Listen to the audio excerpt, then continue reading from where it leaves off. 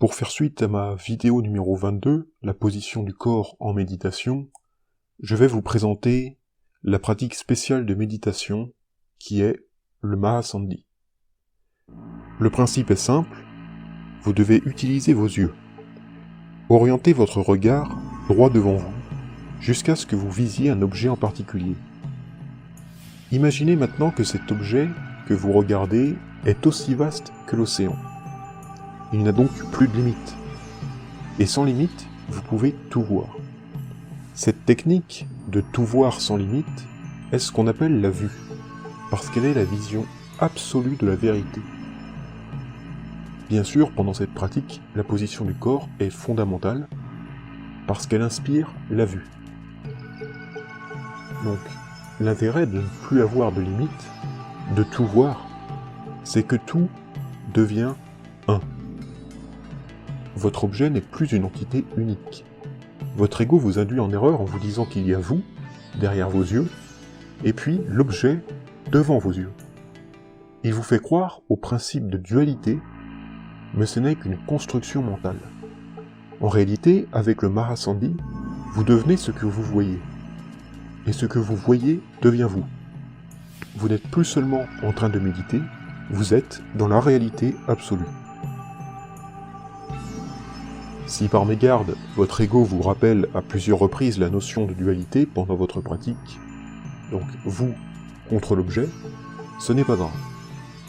On revient vers l'intérieur, puis on réoriente notre regard vers cet océan qu'est l'objet. Cette technique de méditation permet de comprendre pourquoi chaque objet n'a pas d'existence intrinsèque, mais aussi de réaliser que nous non plus, nous n'en avons pas. L'ego nous fait croire en l'histoire de notre identité administrative, alors que nous ne sommes en réalité rien de tout cela. C'est un principe que je ne peux pas vous expliquer davantage, mais que vous devez maintenant comprendre et réaliser par vous-même avec la méditation. Mais quand on réalise cela, on exprime généralement plus de paix, plus de compassion envers ce que nous voyons, et il y a moins de comparaison, comme l'aurait fait notre ego. Être compatissant, c'est ressentir le besoin de n'importe quel être humain. Si vous parvenez à aller au bout du Mahasandhi, la compassion va naturellement se développer en vous, vous le ressentirez et à ce moment-là, n'écoutez pas votre ego et laissez la compassion circuler dans votre corps. Quelques larmes de sagesse peuvent couler parce que votre regard a changé. Vous ressentez le besoin des autres parce que le Mahasandhi vous a fait devenir un avec les autres, un avec tout. Alors, j'ai expliqué la dernière fois qu'il était préférable de méditer les yeux ouverts.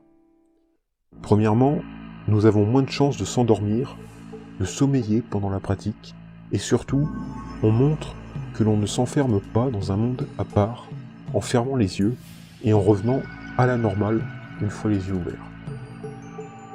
Nous ne devons en aucun cas méditer pour fuir notre vie, mais pour rechercher au contraire la connaissance dont, souvenez-vous, les expérimentés des expériences de mort imminente sont revenus pour nous pousser à la développer, cette connaissance qui nous sera très utile pour le moment de la mort.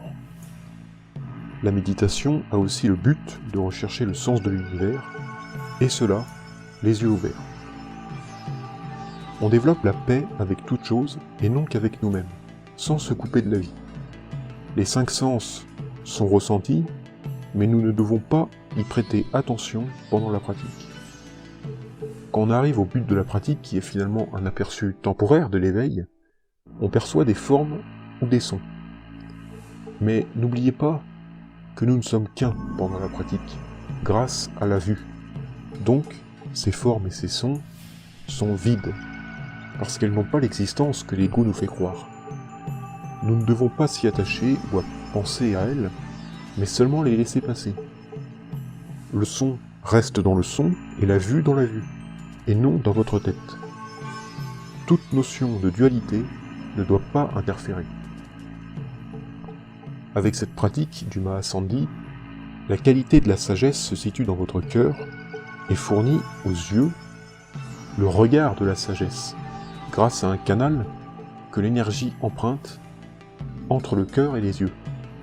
Les yeux sont la porte de sortie de la sagesse, qui elle est née dans le centre du cœur. Voilà d'ailleurs une raison de plus pour garder les yeux ouverts pendant le Mahasandhi, pour ne pas empêcher la sagesse de sortir et de s'exprimer.